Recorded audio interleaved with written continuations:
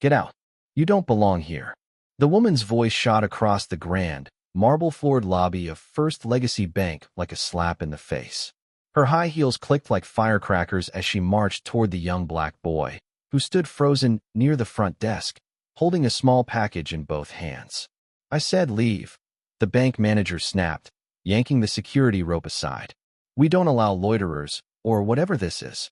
Every person in the bank turned to stare, some with curiosity, some with amusement, but none with kindness. The boy, maybe 11 or 12, looked up at her with wide, confused eyes. I'm just delivering a package." "Don't lie," she hissed. "This is a professional bank, not a corner store. You can't just walk in here dressed like that, bothering people. Do you think you can just waltz into this kind of place?" The security guard, a large man with a deep frown, stepped toward the boy, cracking his knuckles. "Should I escort him out, ma'am?" he asked. The boy took a small step back. His lower lip trembled, but he didn't cry. The bank manager crossed her arms. "Oh yes, and make sure he doesn't come back again. Ever." Suddenly, a voice boomed from the glass balcony above. "What on earth is going on down there?" The room froze. The manager turned pale, and the boy slowly lifted his head. Because the voice was his mother's. 3 days earlier, the sun peeked through fluffy clouds as Jordan strapped on his delivery bag and hopped onto his bike. It was a Saturday, and while most kids were sleeping in, Jordan was already up and pedaling through the quiet streets of Brooklyn, eager to make his weekend deliveries. He liked working with SwiftGo, a local delivery service. It gave him a sense of freedom, and he enjoyed saving up to buy parts for his custom-built computer. His mom always told him, "No job is too small when your dreams are big." And Jordan had big dreams. He wanted to be a tech wizard, maybe even start his own company one day. But for now, he was fine delivering sandwiches, files, and sometimes mystery packages from one part of the city to another. That morning, he had a few stops lined up. The first 2 were easy, an envelope to a lawyer's office and coffee for a tired nurse. Both smiled and thanked him kindly. The third delivery came through just as he was about to take a break. A sealed package marked urgent, with the destination listed as First Legacy Bank, Midtown Branch. Jordan's eyes widened a little. First Legacy Bank wasn't just any bank. It was tall, glassy, and sat like a throne in the heart of the city. People in suits and shiny shoes walked in and out all day. His mom had mentioned it before, usually in her business voice. But he didn't know much more than that. He tapped accept on the app and started pedaling fast. The city buzzed around him as he made his way downtown. Buses roared, taxis honked, and the smell of hot pretzels filled the air. Jordan weaved between slow walkers and jumped off curbs with ease. By the time he reached the bank, he was sweating lightly but smiling. He parked his bike neatly, adjusted his cap, and walked inside, holding the small package carefully in both hands. The moment he stepped into the lobby, the air shifted. Cool and sharp, like the smell of too much cleaning spray. Marble floors stretched beneath giant glass windows. Shiny lights sparkled overhead like diamonds. Jordan had never seen a bank like this. He walked up to the reception desk, smiling politely. "Hi," he said, "I've got a delivery." The receptionist, a young woman with bright red nails and a bored face, looked him up and down. Her eyebrows rose like he'd just told her he owned a spaceship. "Delivery?" she repeated. "Yes, ma'am. For someone here, it's marked urgent," he said, holding up the package. She sneered. "Who sent you?" "I work with SwiftGo," he replied, trying to keep his voice even. She didn't respond. Instead, she leaned to the side and whispered something into a small headset. A few seconds later, a tall woman with slick blonde hair and a tight gray dress came storming out of a hallway like a hawk that spotted a mouse. That was her, the bank manager. The woman who would soon humiliate Jordan in front of a full room of customers and staff. Jordan didn't know it yet, but her name was Catherine Blake, and she didn't like surprises. Especially not surprises that didn't look like they belonged. When she saw Jordan, she stopped short, her nose wrinkling like she'd stepped in something unpleasant. "Is this a joke?" she asked. The receptionist shook her head. "He says he has a delivery." "For who?" Blake snapped, folding her arms. "I don't know, ma'am. It just says." "Don't you dare lie to me," she cut in. "This is a high-security financial institution, not some mall food court. Who let you in here?" "I didn't sneak in," Jordan said quietly, shifting his weight. "I just walked in through the front like everyone else." She laughed, but it wasn't a nice laugh. "Oh, I see," she said loudly, for everyone to hear. "You just walked in." "Of course. Because that's what little boys with delivery hats do, right? Walk into multi-million-dollar banks like it's the corner bodega." A few people chuckled nervously. Jordan's cheeks burned. He could feel the stares on his skin, like ants crawling across his face. "I just wanted to." "Enough," she snapped. "I've heard enough." "Security." And that's when the security guard stepped forward. Jordan felt the fear crawl up his spine. He looked around, hoping someone would speak up. No one did. That's when the voice from upstairs came crashing down like thunder. "What on earth is going on down there?" The entire bank froze. Jordan turned toward the staircase. The bank manager turned ghost white, and the boy's heart began to pound, not from fear, but from hope, because the person walking toward the edge of the balcony was his mother. 3 days ago, Jordan didn't know this moment would happen.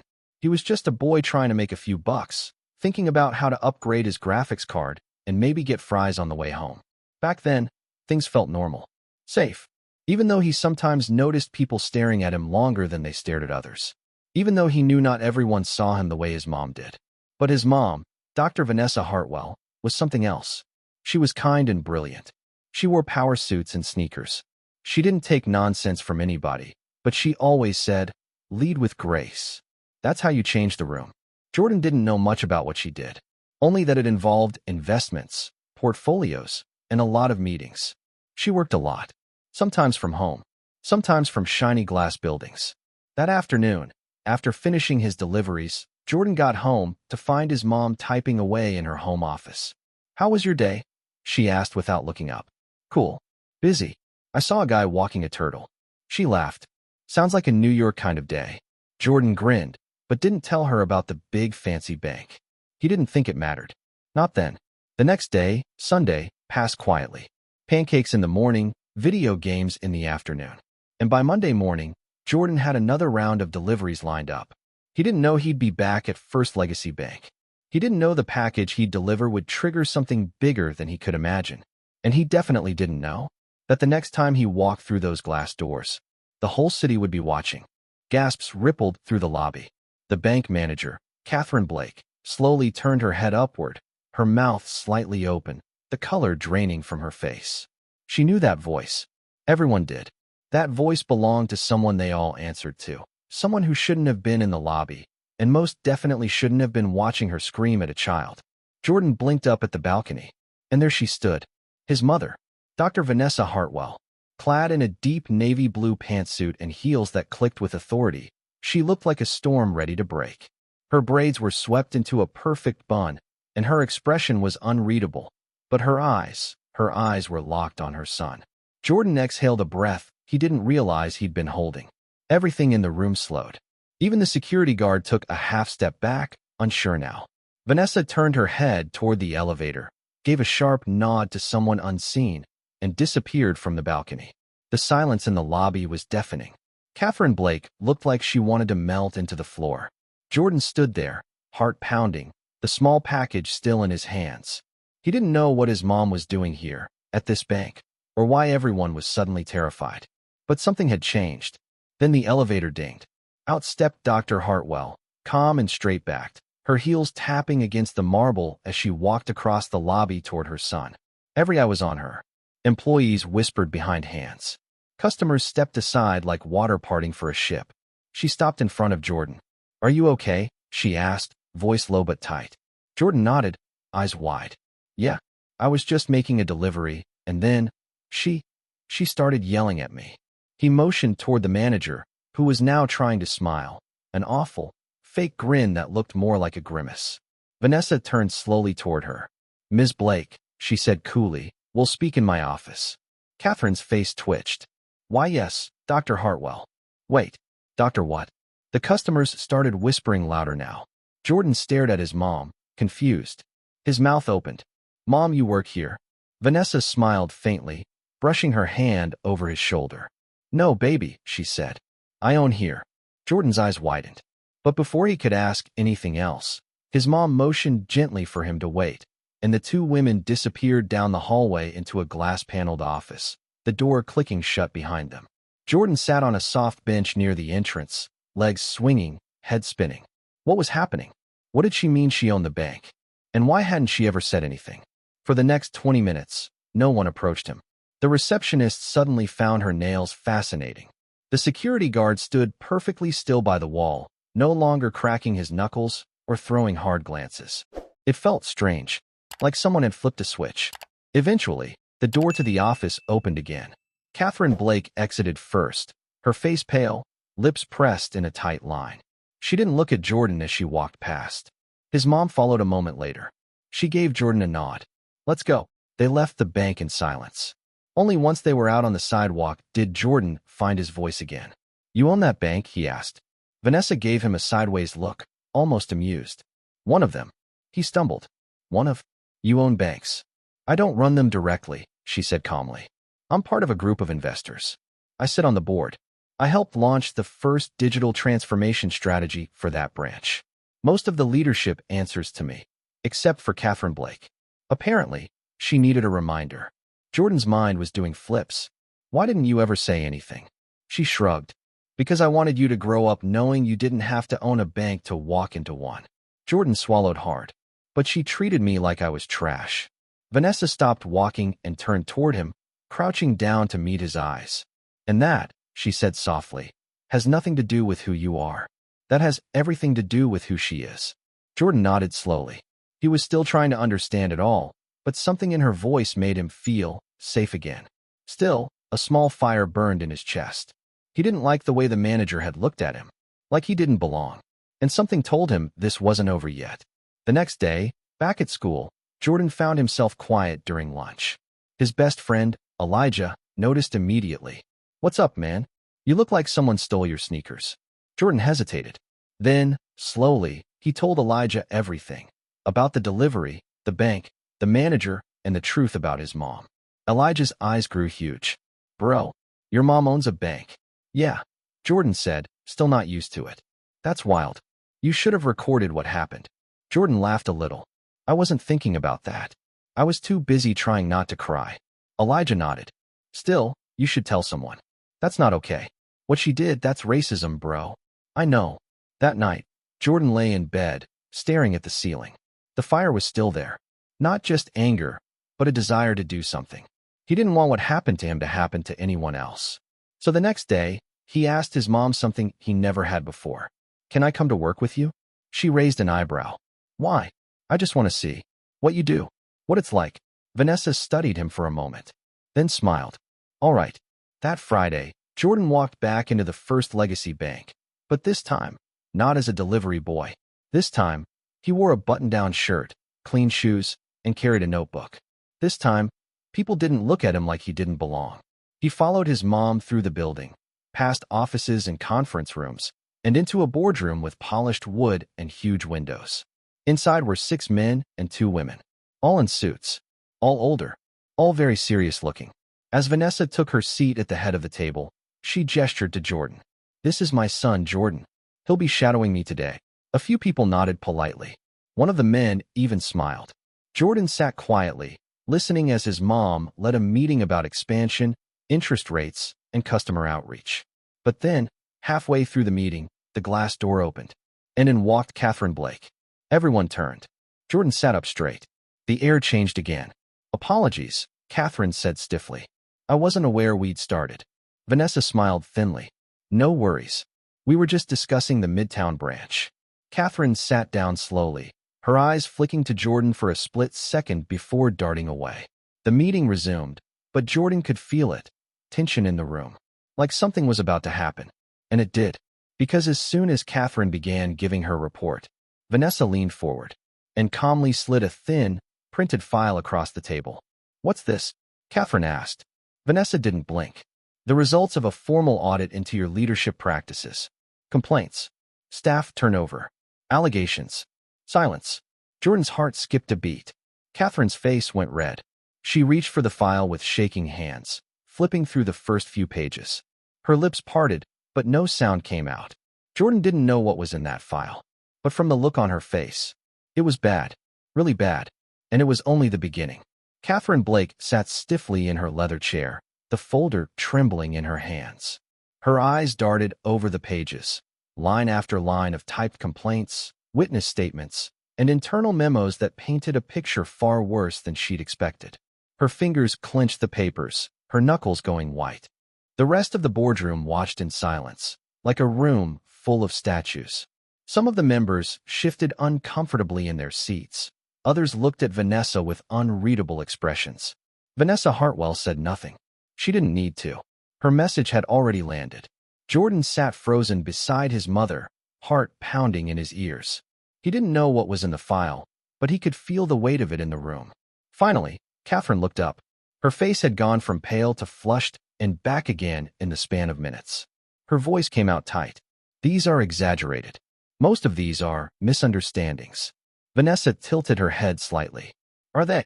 Catherine cleared her throat. Some of the language, racial bias? Discriminatory remarks? There's no proof. Vanessa didn't raise her voice. She didn't need to. Her calm made her more powerful. We have 6 staff members who left the branch in the last 18 months citing hostile environment in their exit interviews. 4 of them filed internal complaints. None of them received responses. 1 filed externally, with the Equal Employment Opportunity Commission. A quiet gasp slipped from one of the board members. I wasn't aware of, Catherine began. That's the problem, Vanessa interrupted smoothly. You weren't aware. Or worse, you didn't care. Catherine opened her mouth, then closed it. Vanessa continued, her voice steady. I want a full investigation. Immediate. The Midtown branch needs to be restructured, and until further notice, you are suspended from all on-site responsibilities pending review. Catherine's eyes widened. What? You can't just. I can, Vanessa said, folding her hands. And I have the full backing of this board. She turned her eyes to the others around the table. One by one, they nodded. No one stood with Catherine. No one said a word to defend her. It was over. Catherine slowly rose from her chair, her mouth trembling. Her hands clenched the folder so tightly it began to bend. She stared at Vanessa, then Jordan, her eyes burning with something. Anger, shame, maybe fear. Then she turned and walked out of the room without another word. As soon as the door clicked shut behind her, the tension in the room released like air from a balloon. Someone coughed. Another shifted in their seat. Jordan just stared. His mom had just ended that woman's career. With calm words and cold facts. He didn't know whether to cheer or sit in stunned silence. Vanessa turned to him. You okay? He nodded slowly. That was whoa. The boardroom chuckled softly at his honesty. Later that afternoon, Vanessa let Jordan explore some of the upper floors while she finished a few calls. He wandered past glass offices, cubicles, and glowing screens. Everyone who passed him smiled now. Not a single pair of eyes looked at him like he didn't belong. He found a break room with a vending machine and helped himself to a bag of chips. As he sat by the window watching taxis crawl through traffic below, a woman in her 20s approached. Her name tag read Marissa. You're Dr. Hartwell's son, right? She asked kindly. Jordan nodded. Yeah. I heard what happened downstairs the other day. She lowered her voice. You okay? He shrugged. I guess. I didn't know she, Catherine, was like that. Marissa shook her head. She's been like that for a long time. Some of us thought nothing would ever change. But then you showed up, and everything did. Jordan looked at her, surprised. Me? She smiled. Sometimes it just takes one person to shine a light. Your courage mattered. Jordan didn't know what to say to that. He crumpled the empty chip bag in his hand. Maybe he had made a difference. Later that night at home, he sat on the couch with his mom. Do you think she's gone for good? He asked. Vanessa exhaled. I don't know. Depends on what the investigation finds. But either way, that branch will never be the same. He nodded. I want to do something, Jordan said. Something that helps other kids who get treated like I did. Vanessa looked at him proudly. You will. You already are. Then the doorbell rang. Vanessa raised an eyebrow. Expecting someone? Jordan shook his head and walked to the door. When he opened it, a large white envelope was sitting on the welcome mat. He picked it up. There was no name, no address, no stamp, just a small sticky note stuck to the front. It read, You made a mistake. This isn't over. Jordan's stomach dropped. He turned quickly, calling out, Mom! Vanessa appeared in the hallway instantly, her voice calm but sharp. What is it? Jordan handed her the envelope, his hands slightly shaking. It was just on the doorstep. No name, no return address. Just this. She peeled off the sticky note and read it silently. You made a mistake. This isn't over. Her eyes narrowed. She turned the envelope over, checked for signs of tampering, then slowly opened it. Inside was a folded sheet of paper and a single black and white photo. She unfolded the paper and read its contents quickly, too quickly for Jordan to catch anything. But her face turned to stone. Then she looked at the photo. Her lips pressed into a thin line. Jordan tried to see, but she turned the image away from him. "What is it?" he asked. Vanessa hesitated. "It's nothing you need to worry about," she said, trying to sound casual. But he could hear the tension behind her voice. "Mom." She looked at him. That look said everything. He wasn't a little kid anymore. He knew when something was wrong. Vanessa sighed and handed him the photo.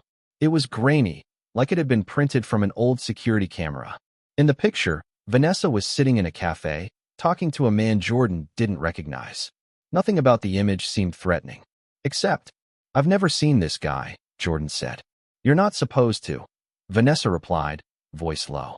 "He's a private consultant. I met him about a month ago to review internal complaints coming from Midtown. We were looking into the culture there, quietly." Jordan looked at her. "Someone was spying on you." She nodded. "And they want me to know." He stared at the photo again. "Do you think it was her?" he asked. Vanessa didn't answer right away. Maybe. Maybe someone connected to her. Catherine wasn't working alone. That's what I've always suspected. But if someone's threatening me like this, they're either scared or desperate.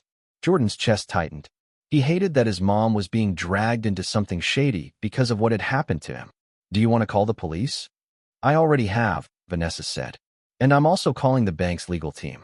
We're not going to let this scare us. But I need you to be careful. For now, no deliveries. No riding around alone." Jordan opened his mouth to protest, then closed it. He could see it in her eyes. This wasn't about being overprotective. This was real. That night, he didn't sleep much. The image of the photo kept coming back to him, and the words on the sticky note replayed in his head. "You made a mistake, Dot. This isn't over." By morning, Vanessa had increased security around the house. A black SUV sat quietly across the street, her company's private protection service. She didn't want Jordan walking to school, so she had him driven there. At school, Jordan tried to act normal, but the whole day felt off. During third period, a substitute teacher he'd never seen before kept watching him too closely. During lunch, a kid he didn't recognize sat too close to his usual table, not eating, just listening. Maybe it was nothing. Maybe it was everything. Jordan tried to shrug it off, but he felt like he was being watched. After school, when the driver picked him up, Jordan noticed the car was different. Same company logo on the door, same black paint, but it wasn't the same man who'd driven him that morning. "Where's Mr. Collins?" Jordan asked as he climbed in. The driver smiled. "Called in sick. I'm filling in."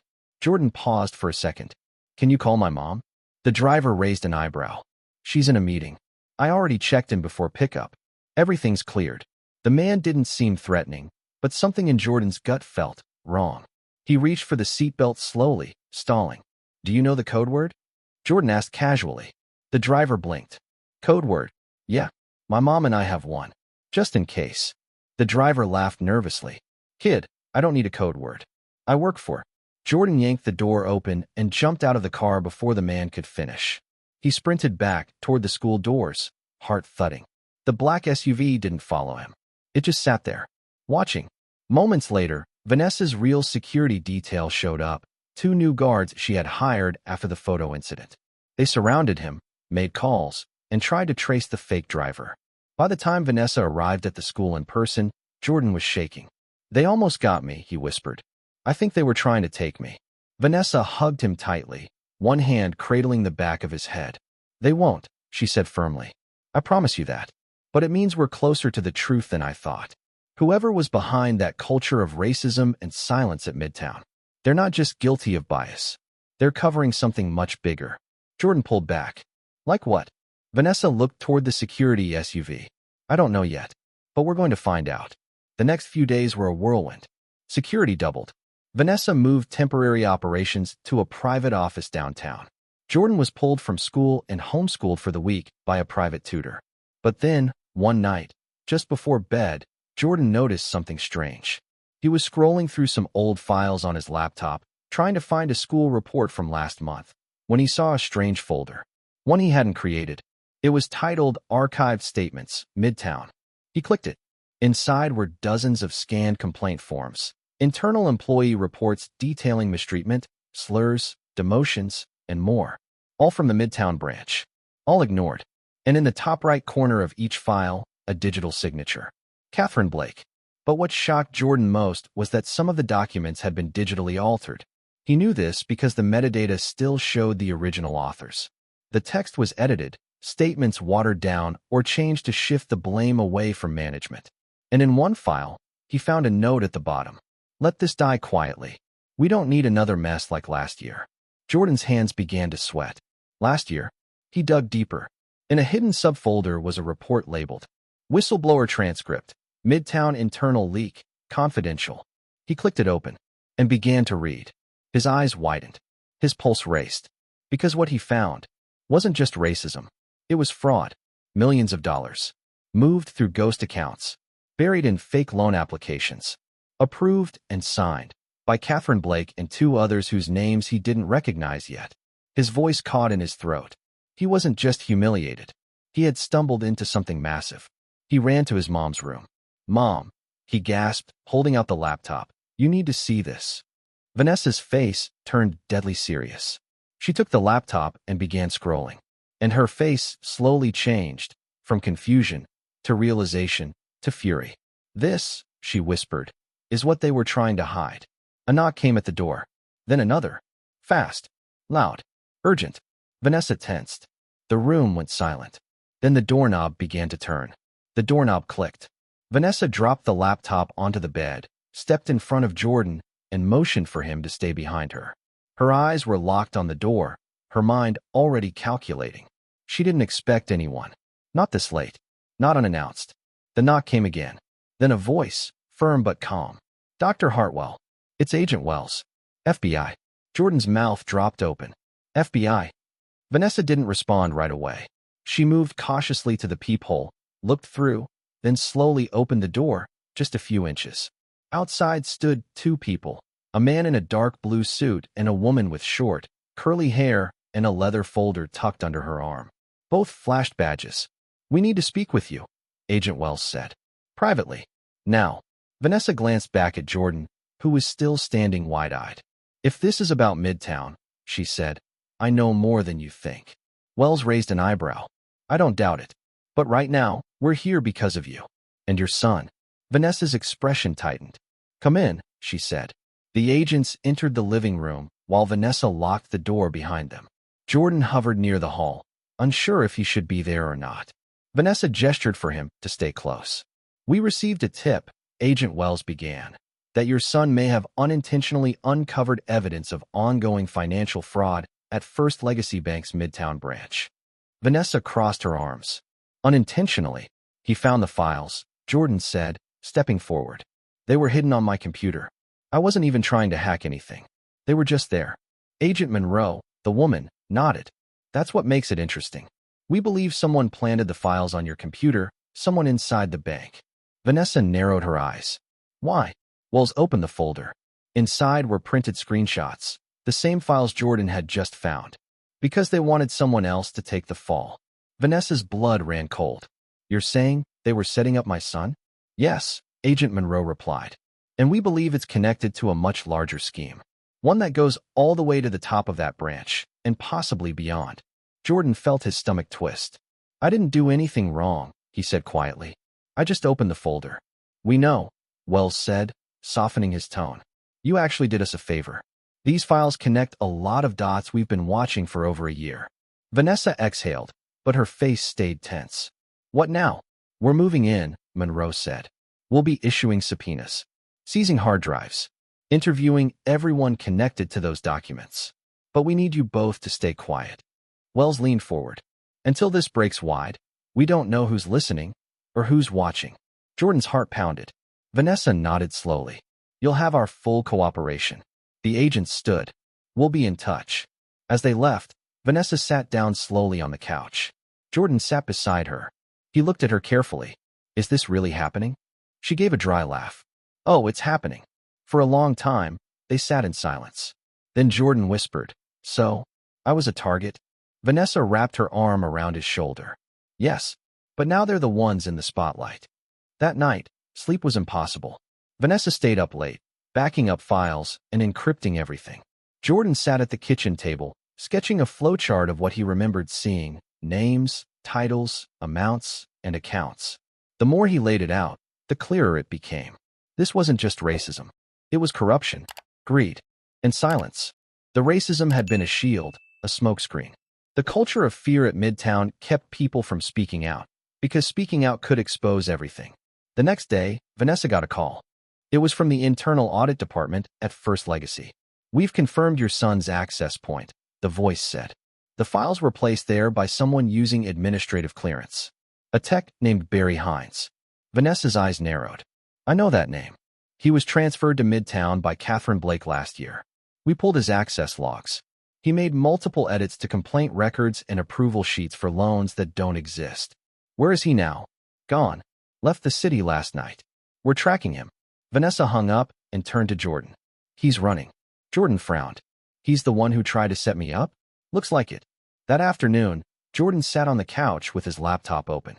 His fingers hovered over the keyboard. He opened a new file, typed a title in bold. "The day they told me I didn't belong."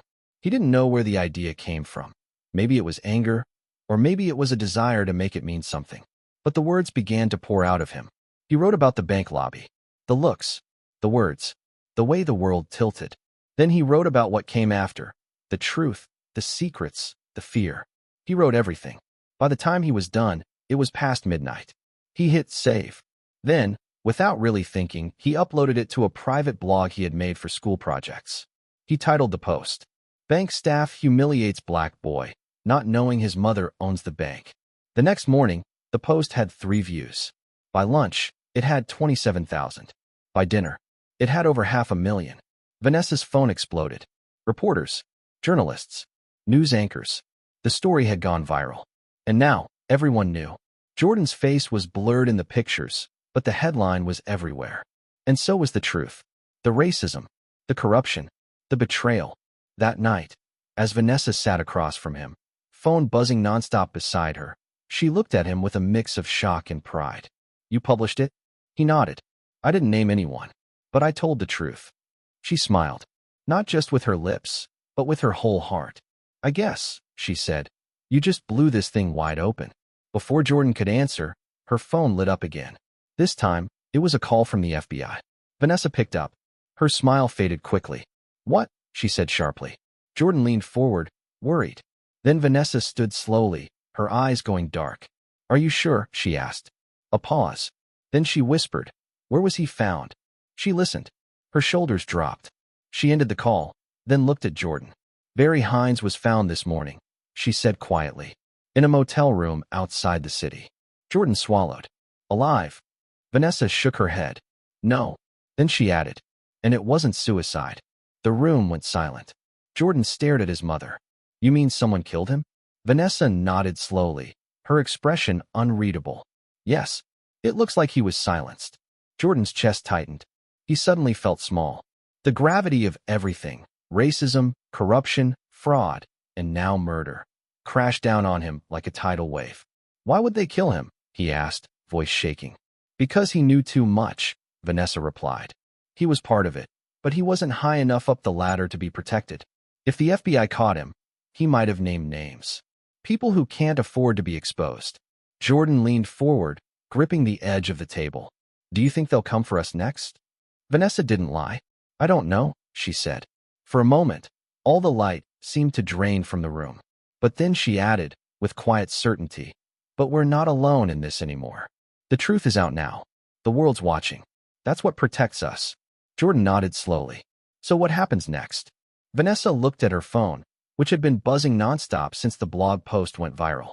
She scrolled through messages, calls from major networks, emails from lawyers, tweets from people all over the country sharing stories of their own discrimination, their own humiliations.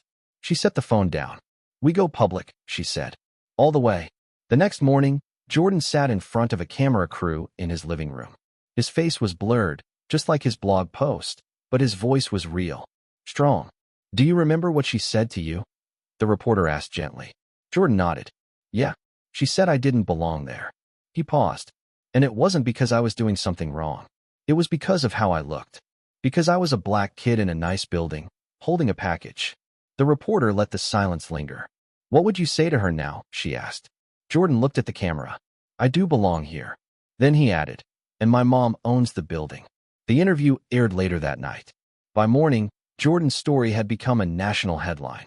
People across the country were talking about it. Schools, churches, protests, press conferences. The blog post that started it all had been reposted by celebrities, activists, and even lawmakers. And buried beneath the racism was something even uglier: corruption, fraud, a cover-up. The FBI began rounding up names tied to the internal fraud ring at the Midtown branch. Arrests started quietly, then quickly picked up steam. 2 senior vice presidents from the bank's regional division were placed on leave. Another quietly resigned. Vanessa was called back to the board for an emergency session. This time, she didn't go alone. She brought Jordan with her. And this time, when they walked into the building, everyone knew who they were.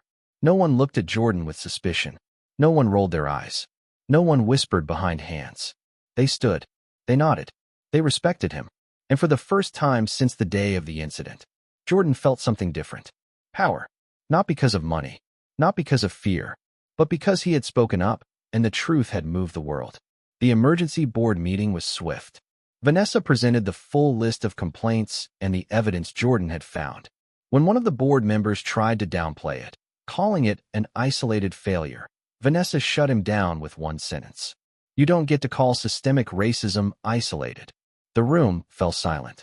Then, unanimously, the board voted to restructure the Midtown branch entirely. Vanessa was put in charge of overseeing the reform. New leadership would be hired. Diversity and bias training would be mandatory. And Catherine Blake, officially terminated. No pension, no golden parachute. Just gone.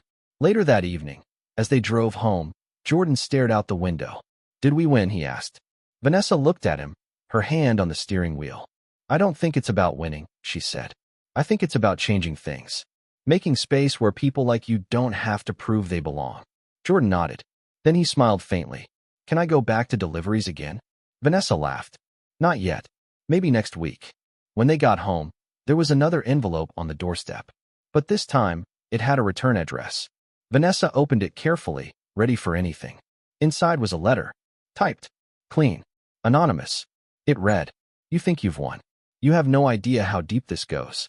You're not finished. You've only just started. At the bottom was a single word. Hartwell. Vanessa's expression changed instantly. Jordan felt his heart drop again. What does it mean? He asked. Vanessa didn't answer right away. Then she whispered, It means this isn't over. Suddenly, her phone buzzed. She looked at the screen. Her eyes widened. Then she showed it to Jordan. A new article. From a whistleblower at another branch.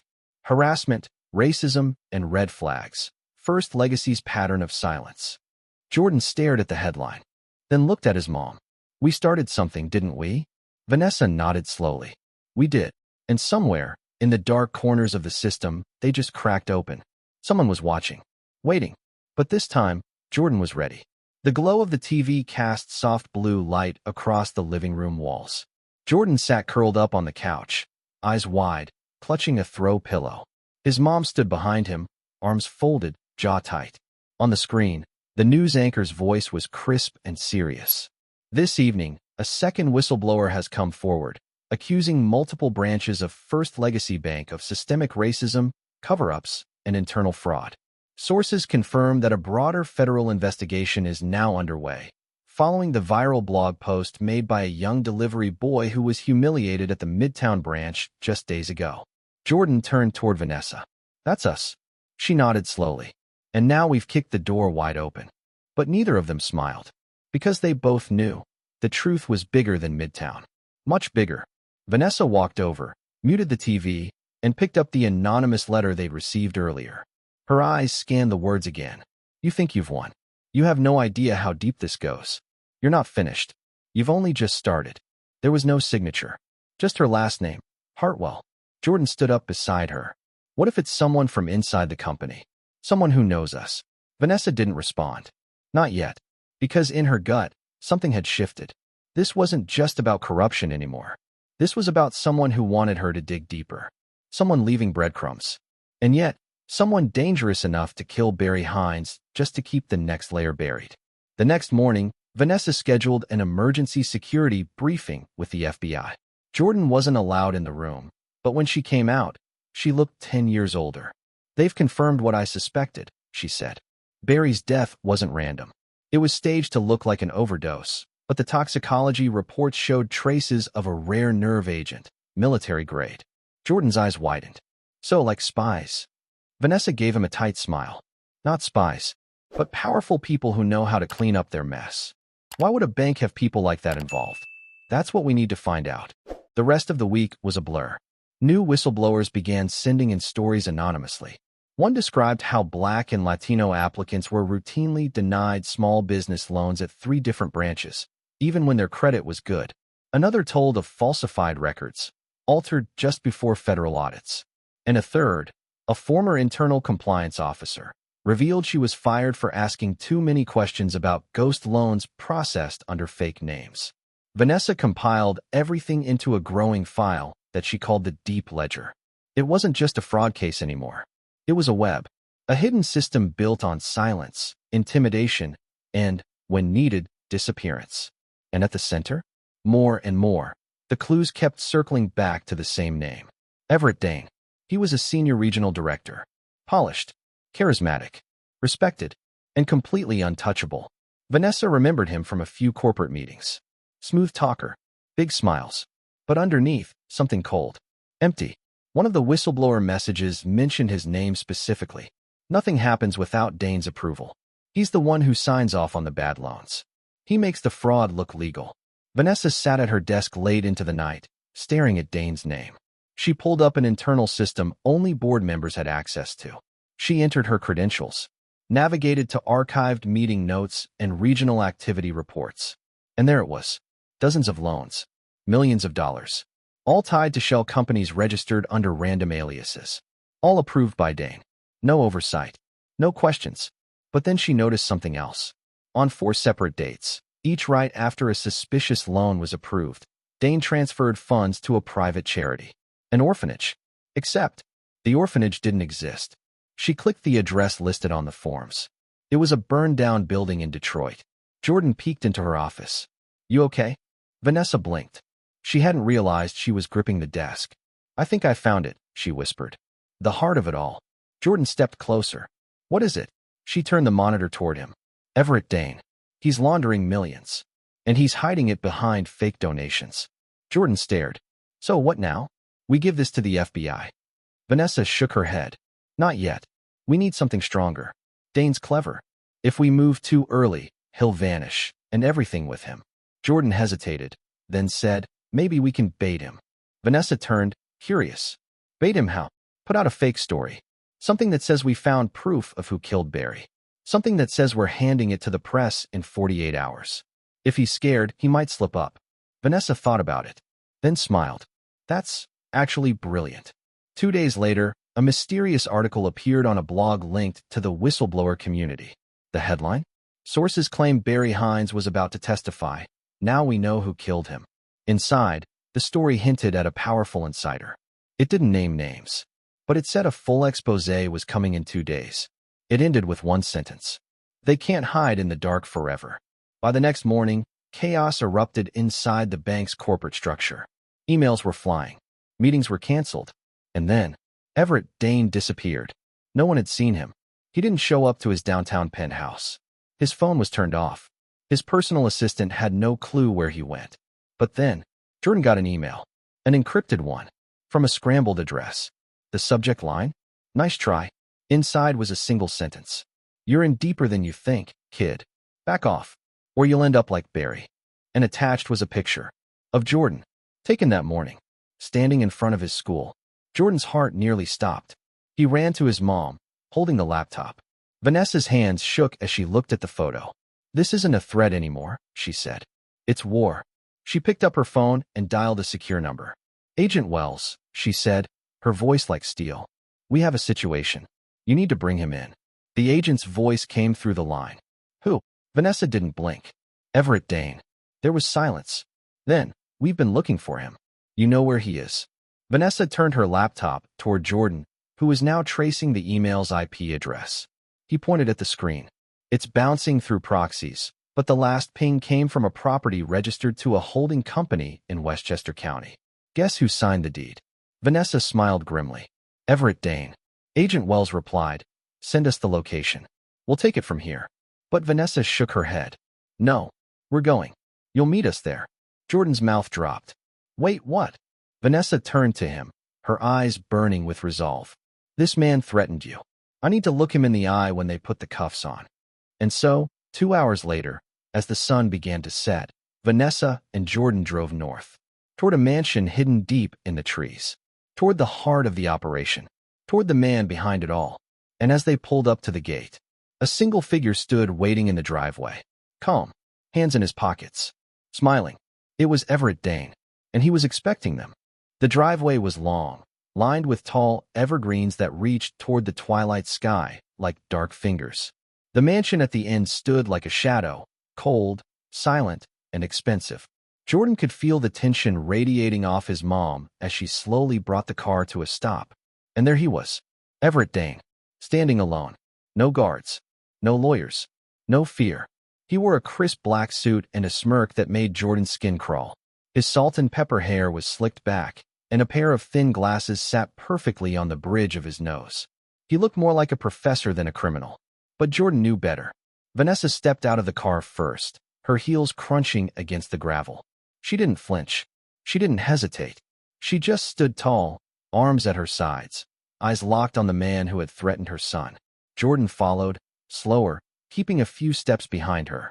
You took a risk coming here, Everett said calmly, his voice smooth like oil on glass. Vanessa didn't blink. You made it personal. He chuckled softly. I did, didn't I? Well, I suppose I owe you an apology. Jordan tensed, but Vanessa's voice was steady. We already have everything we need. The documents, the shell companies, the proof of the ghost loans, and your connection to Barry Hines. Everett spread his hands like a magician about to reveal a trick.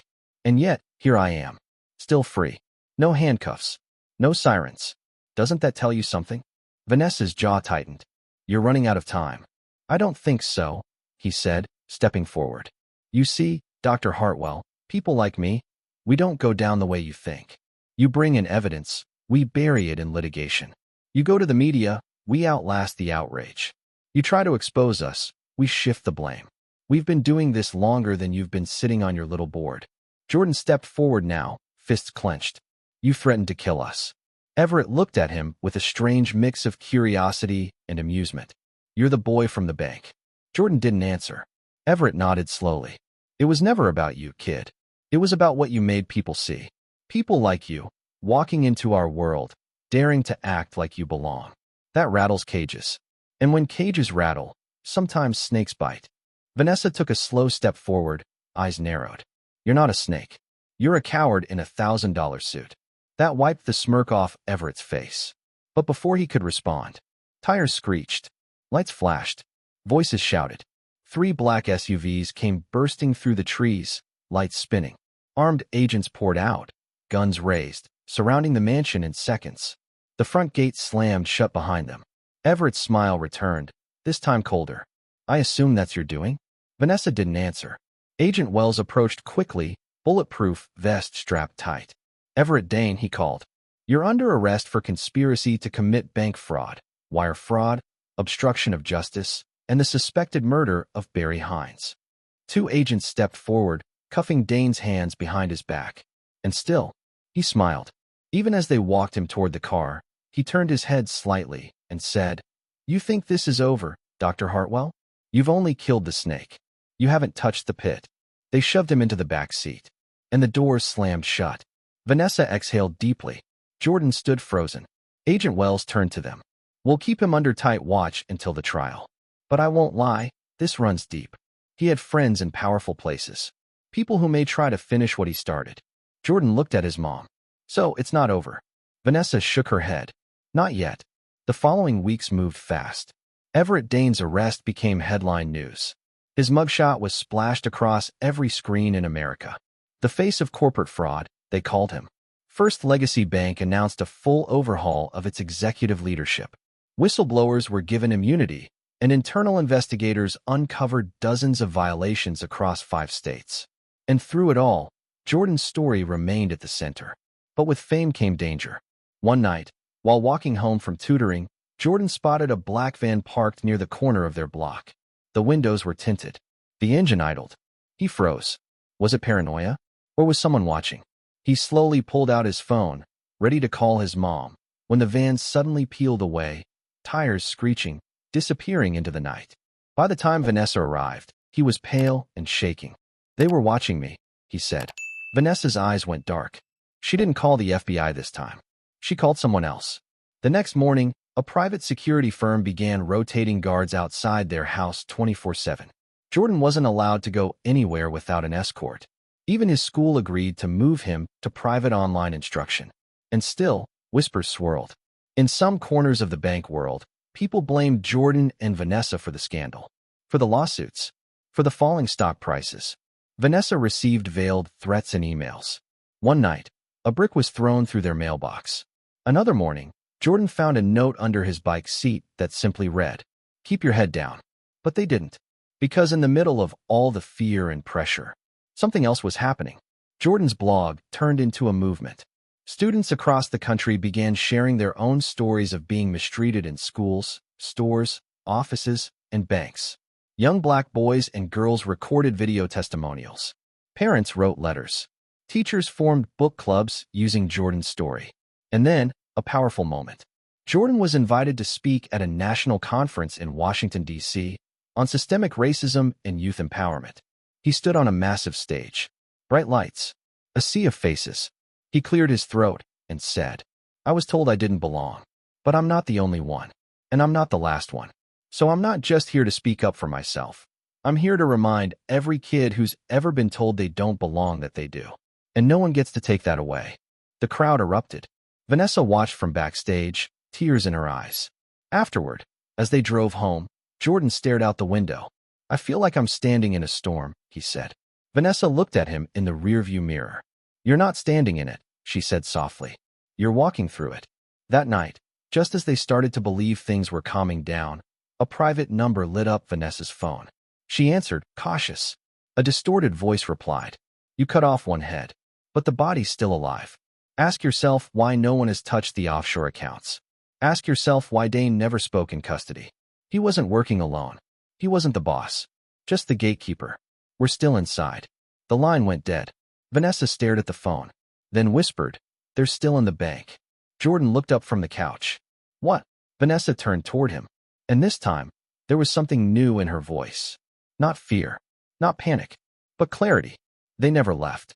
And if we don't find them, someone else is going to get hurt." Rain beat gently against the window pane. Vanessa sat in her home office, surrounded by folders, flash drives, printed reports, and 2 laptops running side by side. She hadn't slept. Not really. Not since the call. The distorted voice haunted her, its words still fresh, still sharp. He wasn't the boss. Just the gatekeeper. We're still inside. Across the room, Jordan was curled up on the couch, pretending to sleep. But his eyes flicked open every few minutes, watching her, knowing something heavy was coming. Vanessa clicked through the bank's internal system. Since Everett Dane's arrest, she'd been given full temporary access to the highest-level administrative tools in First Legacy's digital network. Most people didn't know these tools existed. But Vanessa did. Because she had built part of the infrastructure years ago, she wasn't just a board member. She was the architect of the entire bank's digital oversight platform, the one they buried after the board changed leadership. Now, she was breathing life back into it. The voice had mentioned something.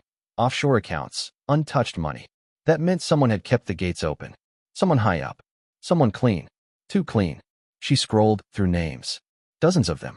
Executives. Advisors. Tech leads. Regional heads. But then she saw it. A user profile with no photo. A name she didn't recognize. R. Everett. It was too obvious to be Everett Dane, and too clumsy to be a decoy. She clicked. The user had level 9 clearance, higher than anyone except herself and the CEO. And yet, no login history. That shouldn't be possible. She tried to trace the profile. Blocked. She pulled up the digital access log. Every other employee had hundreds of entries. This one had only one. Date, 09/14 access. 3:13 a.m. location. Remote server, Bermuda. Her blood ran cold. Jordan, she called. He stirred, sat up, blinking. Yeah, I need you. Within minutes, Jordan was at her side, eyes scanning the screen. I think we've found the real brain, Vanessa said. Someone hiding behind fake logins and buried accounts. This person used Dane as a shield. Jordan leaned closer. You think they're in Bermuda? Vanessa shook her head. No, that's a VPN bounce. Whoever it is, they're here. They want to look offshore so the trail goes cold. Jordan reached for the keyboard. Let me try something. He pulled up a different screen, one from the whistleblower documents they'd archived. Each employee complaint came with a timestamp and system ID from when it was submitted. Most had digital footprints.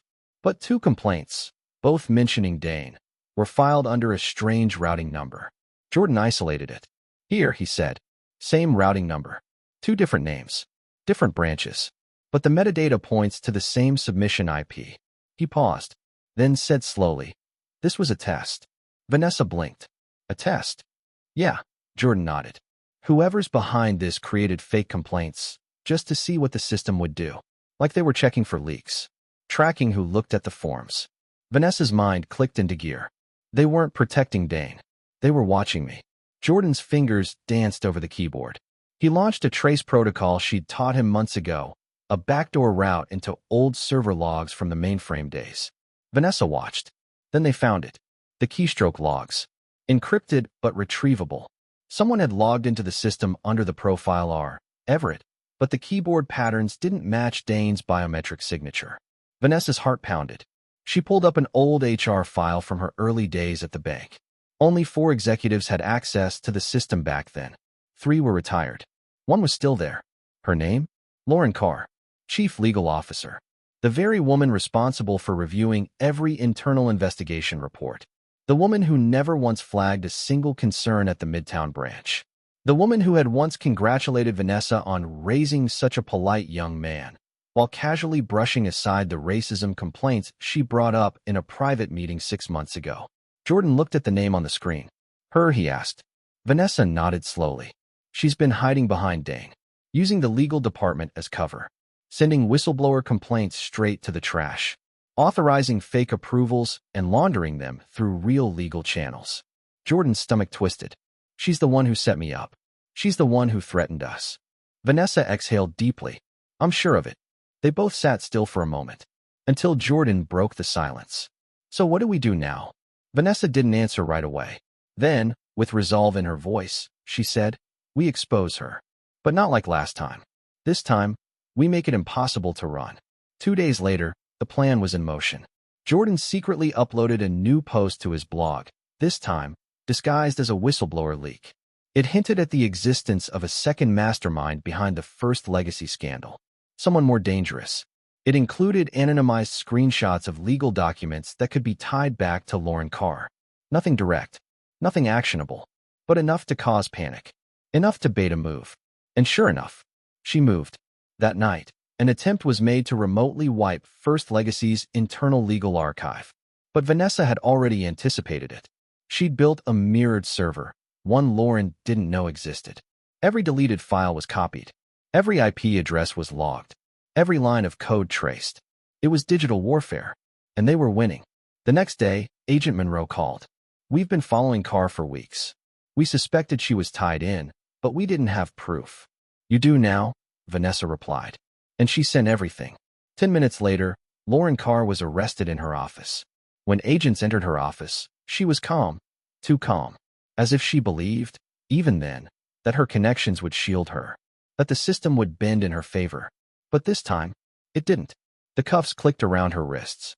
Her laptop was seized, her office sealed, and the world, once again, watched as another mask fell.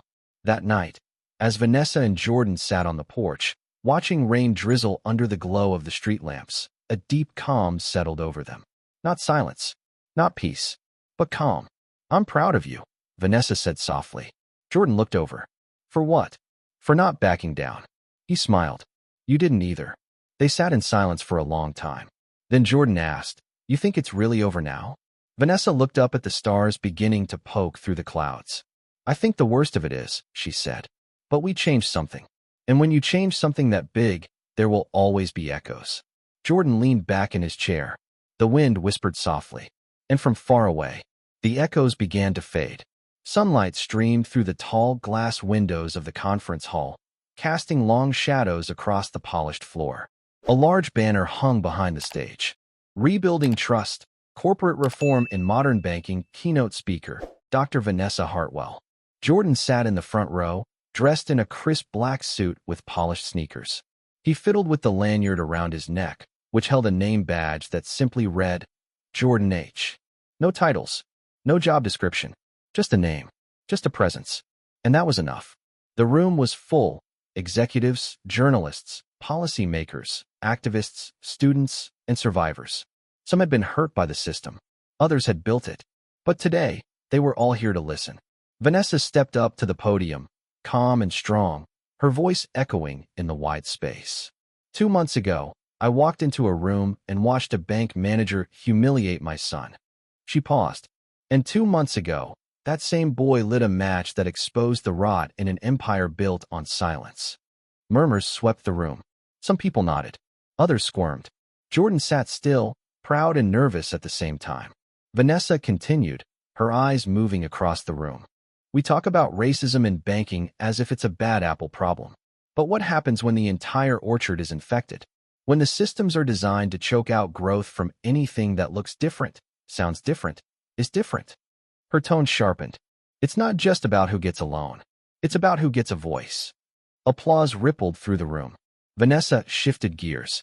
Today, I'm announcing a national initiative called Clear Ledger, an independent watchdog platform funded by multiple organizations, including First Legacy Bank, to track and report bias, fraud, and discrimination in real time. Every voice will be logged, every complaint investigated, and every pattern made public. The crowd broke into loud applause. But Vanessa held up a hand. I'm not doing this alone. I'm doing this with the boy who reminded me what courage looks like. The boy who took humiliation and turned it into movement. The boy who stood when others tried to erase him. She turned to Jordan. Will you join me up here? His heart skipped. All eyes turned to him. He stood slowly, legs stiff, and walked up to the stage. Vanessa stepped aside, letting him take the mic. He looked out over the sea of faces, some smiling, some serious, all listening. I didn't mean to start anything, he said honestly. I just wanted to finish a delivery. I just wanted to be treated like a person. He paused. But I'm glad I spoke up. Because I learned that when you tell the truth, even when your voice shakes, it changes things. He turned to look at his mom. Even if it hurts. Then, for the first time in this long story, Jordan said what he hadn't been able to say out loud until now. I forgive Catherine Blake. Gasps echoed through the room. Vanessa blinked, startled. Jordan continued, steady. I'm not saying what she did was okay. It wasn't. But I realized something. Holding on to hate only keeps you in the moment when they try to make you small. I'm not small. I'm growing. The room was silent. And then, the applause began. Louder than before. Not polite. Not reserved. Real. Later, after the event ended, Vanessa and Jordan walked through the quiet halls of the building, away from the crowds. That was a brave thing to say, Vanessa said gently. About forgiveness. Jordan shrugged. You told me a long time ago that grace changes the room. I think I finally get what you meant. She smiled. They stepped outside into the late afternoon sun. It was warm, peaceful, and for the first time in weeks, there were no threats waiting. No cameras. No mystery letters. No looming danger. Just quiet. And possibility. But then, Vanessa's phone buzzed. She frowned. Unknown number. She answered. A familiar voice came through the speaker, distorted, digital. Congratulations. But remember, this wasn't just one bank. This wasn't just one person. It's bigger, and they are still out there. Vanessa's grip on the phone tightened. Who is this? The voice didn't answer. It simply said, look into the Kmont Holdings account. Follow the money. You'll find the next gatekeeper. Click. The call ended. Vanessa stood frozen for a moment. Jordan watched her. Was it them again? She nodded. He stepped closer. What did they say? Her eyes narrowed. She looked up at the horizon, where the sun was dipping low behind the buildings. Then she whispered, we're not done yet. Back at home that night, Jordan opened his laptop. He searched for Kmont Holdings. The results were vague. A small firm. Private. No website. But one result stood out. A recent wire transfer from Kmart Holdings to a lobbyist group, registered in Washington, D.C. Jordan's heart picked up. He clicked deeper. Found a name. Graham Wexler. Former senator. Now a financial consultant. Connected to several major banks, including First Legacy, and two others. Vanessa stood behind him, reading over his shoulder. Her expression changed. A new fire lit in her eyes. This isn't just a bank problem, she said slowly. Jordan looked up. What is it then? She turned to him. It's a system problem. And in that moment, they both knew. Their fight had just stepped onto a bigger battlefield. The next morning began with a feeling Jordan had come to know all too well. Quiet tension. Vanessa stood at the kitchen counter, scrolling through a series of encrypted emails while her coffee went cold. Jordan sat nearby, notebook open, scribbling down notes, connections, and names from the night before. Graham Wexler. Kmart Holdings. Washington, D.C. A former senator now pulling strings from behind a curtain of fake companies and private funding channels. And he was linked to First Legacy Bank. Jordan leaned back in his chair. So what now? Do we go to the FBI again? Vanessa shook her head slowly. No, not yet. The people Wexler's tied to, lobbyists, former lawmakers, corporate donors, they own parts of the system. We go too early, they bury it. Then we go public? Not unless we want another brick through our window, she said with a tight smile. We need more. Solid proof. Something that can't be erased or spun. Jordan tapped his pen against his notebook. We know Kmart Holdings is a shell company. What if we follow the wire transfers from them? Vanessa raised an eyebrow. How? Jordan grinned. You forget I built my own computer from scratch, Mom. I've got tools. She chuckled, then turned serious again. Be careful. If we push too hard, too fast, we'll trigger their defense systems. They'll know we're coming. Jordan's grin faded, but he nodded, and the chase began. Over the next 3 days, Jordan and Vanessa worked non-stop from their secure home office. Jordan used a network of anonymized tools, including one built by a friend in his coding club, a clever financial tracker that flagged and cross-referenced digital money trails using only partial account strings. Vanessa pulled from her years in the financial industry, old contacts, whistleblower databases, even boardroom minutes she had stored in her private archives. Piece by piece, they followed the trail. And what they found made their blood run cold. Kmart Holdings wasn't just connected to First Legacy. It had funneled money into 4 other major banks, all of which had recently settled lawsuits over discriminatory practices without admitting guilt. It had ties to a PAC that lobbied for fewer banking regulations. It even held minority shares in a tech firm that built facial recognition software now under investigation for targeting minorities disproportionately. Jordan stared at the web they'd mapped out on their digital corkboard. This is a machine, he whispered. Vanessa nodded. A machine built to look clean. But behind the scenes, it's powered by racism, greed, and silence. Jordan's voice was quiet. No wonder they wanted to shut us up. Then something new hit his inbox. A single email. No sender. Subject, you're close. Inside, a set of scanned documents. One showed a payment order from Kmart Holdings to Wexler Strategies, signed by Graham Wexler himself. The memo line read, Strategic Damage Control, Hartwell Interference. Jordan's jaw dropped. He signed it, with your name on it. Vanessa's eyes widened. That's the smoking gun. They both turned toward the screen, minds spinning. Now, Vanessa said, we go public. Within 24 hours, Vanessa and Jordan were sitting in a studio for a 60 Minutes exclusive. The story was already exploding online. Whistleblowers were lining up. Senators were tweeting. And now, with documents tying Wexler to financial corruption and targeted suppression, the storm was reaching its peak. The interview aired in prime time. Vanessa spoke first, calm and composed. Graham Wexler is not just a consultant. He's the architect of a shadow network. He uses shell companies like Kmart Holdings to move money, fund illegal practices, and silence people like me and like my son. Jordan followed, eyes steady on the camera. I wasn't supposed to see any of it. I was just delivering a package. But when they tried to erase me, they made me loud. They made me look harder. He took a deep breath. And now, they're going to pay for it. By morning, Wexler's name was all over every major news outlet.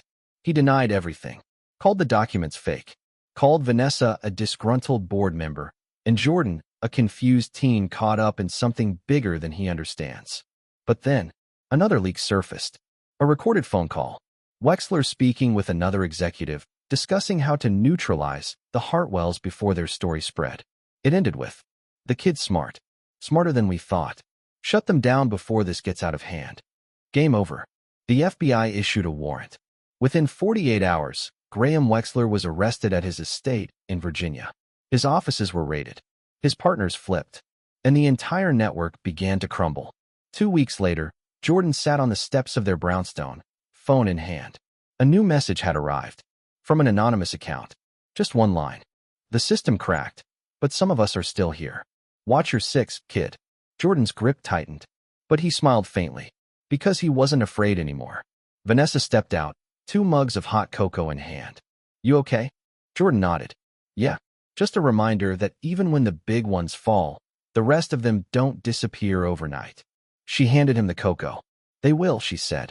One by one. He looked out at the quiet street. The leaves were changing. Autumn had arrived. A season of endings and new beginnings. "Think we'll ever be normal again?" he asked.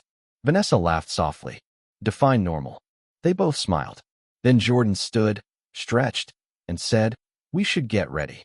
"For what?" He turned to her. "For the town hall meeting. You're not the only one giving a speech tonight." She blinked. "What do you mean?" Jordan grinned. "They invited me, too." Vanessa's face lit up. "You ready?" Jordan took a deep breath. "I've never been more ready." But as they turned to head inside, a car rolled slowly past their street. Tinted windows. No license plate. Vanessa noticed it. Jordan noticed it too. Neither said a word. Because the message was clear. There were still shadows left. But now, the spotlight was theirs. And they knew how to use it. The auditorium was packed. Folding chairs filled every corner. Camera crews lined the back wall. A buzz hummed in the air. Not just anticipation, but something more. Hope. Curiosity. The kind of energy that meant people were ready to listen. At the front of the room stood a long table where local leaders, school officials, community organizers, and bank representatives sat. A large banner stretched across the stage. From silence to change. A community town hall for justice and equity. Vanessa sat near the center, a folder of notes in front of her, but her attention wasn't on the paperwork. It was on the young man standing off to the side of the stage, wearing a simple hoodie and slacks, bouncing nervously on the balls of his feet. Jordan. She watched him with quiet pride. It had been 3 months since the day the bank humiliated him. 3 months since the story went viral. 3 months since the truth clawed its way out of the shadows and burned the mask off a system built to hide behind politeness and paper trails. Tonight wasn't about revenge. It was about rebuilding. "Now, please welcome our final speaker," the host said into the mic. The young man whose voice lit the fire behind all of this. Jordan Hartwell. The room erupted into applause. Jordan stepped forward, slow and steady. He looked out over the crowd, dozens of faces staring back at him. Some he recognized, most he didn't. But all of them waiting to hear what he had to say. He reached the microphone and took a deep breath. "Hi," he said simply. "I'm Jordan. And I guess you all know the story by now." A few chuckles rippled through the crowd. He smiled nervously. "I didn't mean to become a headline. Or a movement. I was just delivering a package. That's it. And someone looked at me and decided I didn't belong. Not because of what I did, but because of who I am." He paused, scanning the room. And that hurt. Quiet settled over the audience. "But I'm not angry anymore," he continued. "Because that moment, what she said to me, didn't break me. It made me louder. It made my mom fight harder. It made you all pay attention." Applause began, slow and steady. Jordan leaned in. "We exposed corruption. We stopped powerful people. We forced change. But more important than that, we made people care again. And now, we don't have to whisper when something's wrong. We speak." He held up his phone, showing the blog post that had started it all. "I left this online. I haven't deleted it. Because I want the next kid who's told you don't belong to know that yes, you do. And if they tell you otherwise." He smiled. "You stand anyway." The room stood with him. A full standing ovation. Vanessa rose to her feet, clapping through misty eyes. And in that moment, it was clear. Jordan Hartwell wasn't just a voice. He was a spark. And the fire he'd started wasn't dying out. It was growing. Later that night, After the town hall ended and most of the crowd had cleared out, Vanessa and Jordan stood under the streetlight outside the building. The stars were faint above the city, but they were there, just like always. "I'm proud of you," Vanessa said, arms crossed but her voice warm. Jordan leaned against the railing, looking up. "We did something big, didn't we?" She nodded. "Bigger than either of us thought we could." He turned to her. "Do you think the rest of the system will change?" She didn't answer immediately. Then, "Maybe not all at once. But it'll crack. Because you cracked it. And now people are watching." They stood in silence for a beat. Then Jordan said, "So, can I go back to deliveries now?" Vanessa laughed. "Seriously?" He grinned. "Hey, it's how this all started. Besides, I have a feeling there's still one more package I'm meant to deliver." She smiled, shaking her head. Then she reached into her coat pocket and handed him a small, wrapped box. Jordan blinked. "What's this?" "Open it." He did. Inside was a sleek nameplate. Jordan Hartwell Youth Advisory Chair, Clear Ledger Initiative. He looked up, stunned. "You're putting me on the board?" "You are the board," she said. "At least for the next generation." He didn't say anything for a moment. Then he smiled. Big. Real. The kind that made his whole face light up. "I belong here," he said quietly. Vanessa nodded. "Yes, you do." 1 year later, a new branch of First Legacy Bank opened in the heart of Brooklyn. This one looked different. The walls were covered in local art. There was a youth resource center on the second floor. The entrance had wide glass doors and a plaque that read, "This branch is dedicated to those who were told they didn't belong and stood anyway." Inside, behind the reception desk, a framed photograph hung proudly. A young black boy holding a small brown package, standing tall in front of the very bank that once tried to shrink him. Jordan Hartwell, delivery boy, truth teller, gate breaker, and finally, a boy who delivered justice to the very doorstep of power.